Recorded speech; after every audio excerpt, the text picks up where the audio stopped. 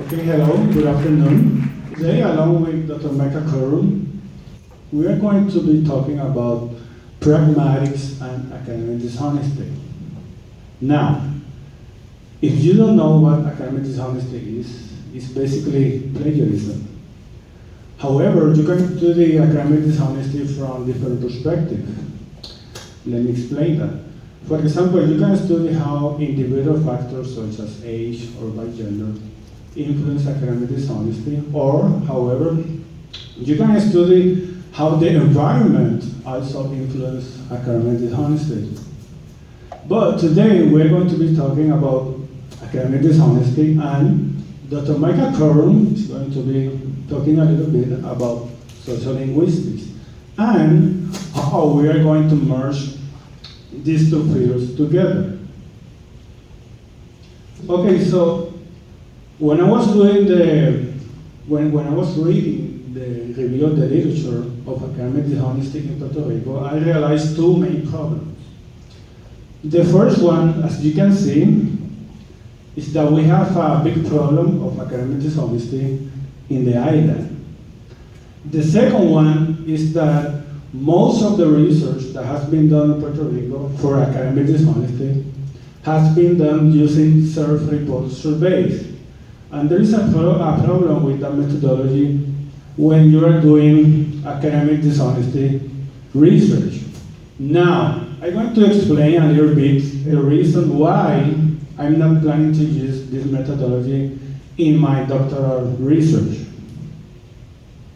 The first one is social disability bias, and what this really means. So what this really means is that basically people tend to lie in surveys when they ask about sensitive questions such as academic dishonesty. For example, let's say that I give you a survey asking you how many times have you plagiarized. So there is a high probability that if you ever have done that, you are going to lie. Why is that? Because of course you don't want anybody to know that you have done something unethical or something bad. Okay, so the second reason is pretty important is the student perspective of what is plagiarism. And what that means is that, for example, if I tell you that copy and paste is wrong, you are going to agree. Almost everybody is aware that copy and paste something from the internet is wrong. However, there are other types of plagiarism that not too many people are aware of. Now I'm going to show you what are those types of plagiarism that I am interested in doing research. For example, patchwriting. What is patchwriting? According to Rebecca Moore, patchwriting is when you change some of the words with synonyms or when you change the order of the word. Now, many people believe this is completely right, but it's not, as I'm going to explain now. Let me show you how patchwriting looks like. Here we have a little example of what is patchwriting. In the first paragraph, we have the original version of the text. In the second paragraph, we have the student version of the text. As you can see, he began quoting the author, according to Sigma 2015. Now, this is the first cue because many people believe that just because I quote the author, everything is going to be just fine. But that is not always the case. Here you can see that he changed the word cerebro for encéfalo. And he also changed the word lenguaje for idioma. Again, many people believe this is completely right. Dr. Miguel Wright from the University of St. John in New York, he did research doing this methodology. What he found is that 86% of undergraduate students are not aware that this is plagiarism. 86% is a pretty high number. Now I'm going to shift a little bit about how we are going to merge pragmatics with academic dishonesty. Neutralization. What is neutralization? Neutralization is when you justify your bad behavior away to another person. So let's say that you are teaching a class and you realize that one of your students has plagiarized a whole paper. So when you confront the person, he might say something to you like, oh, I did it because I don't really like the teacher or the class. Or I did it because anyway, everybody does it. That type of justification is called neutralization. So why this is interesting is because when I was talking with Dr. Micah Corum a year ago, he told me, you know what? In pragmatics, we have a concept which is pretty similar. It's called mitigation.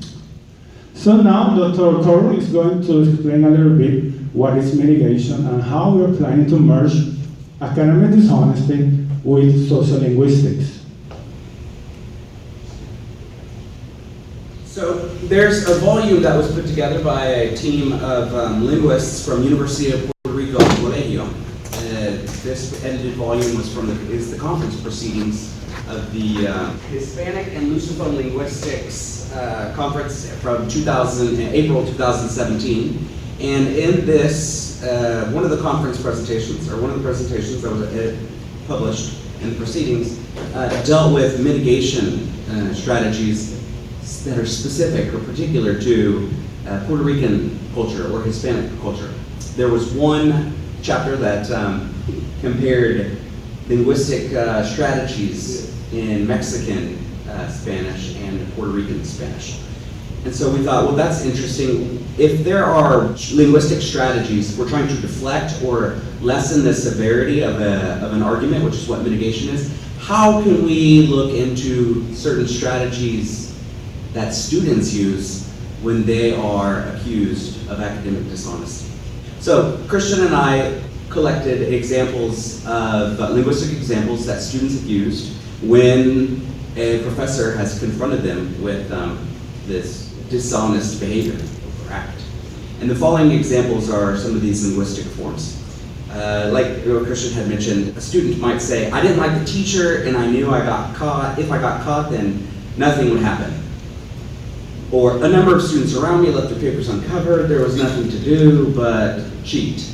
The course material was too hard. I had to cheat. What the student is basically doing right here is putting the blame or deflecting the blame on some third-party entity or some third-party person. The instructor assigns too much material. I don't have time to learn it. So in that case, they're trying to deflect and put the blame on the professor. It does not count as cheating because I copied just a few sentences from the internet source. And this last one, they're deflecting blame, but really, they don't even know what patchwriting is, or they're not aware of what the different forms of plagiarism are. So the literature does exist on different face-saving strategies, positive face and negative face. Your positive face being your self-esteem and how you want others to perceive you.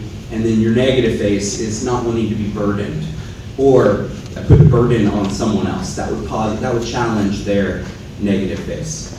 So we do know what some attitudes and behaviors are in terms of positive face and negative face in particular cultures, and we aim to draw on those findings and try to apply that to our Puerto Rican context. So with respect to this face-threatening act, I just said we often challenge others' faces, and our faces are challenged.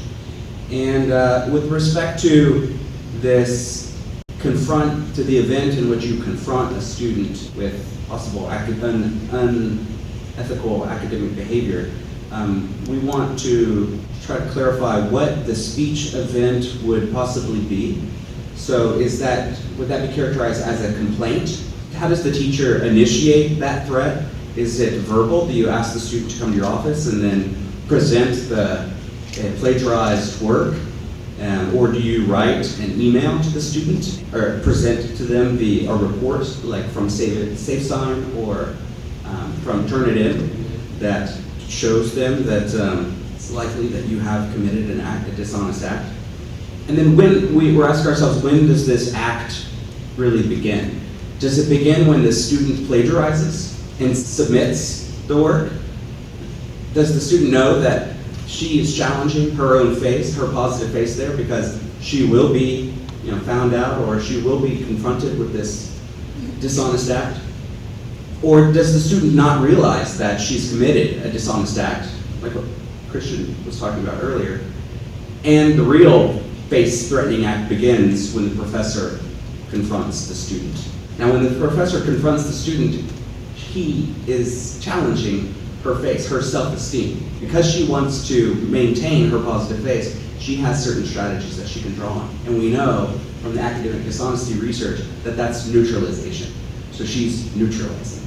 These are all questions and ideas that we've been tossing around together for, it was about Christmas when Christian and I started talking about this.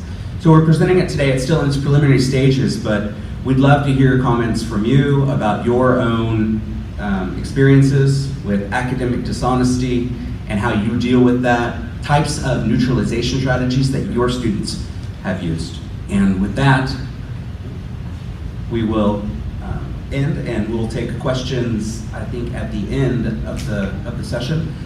But our next conference presenter arrived late, and Carlos will present her.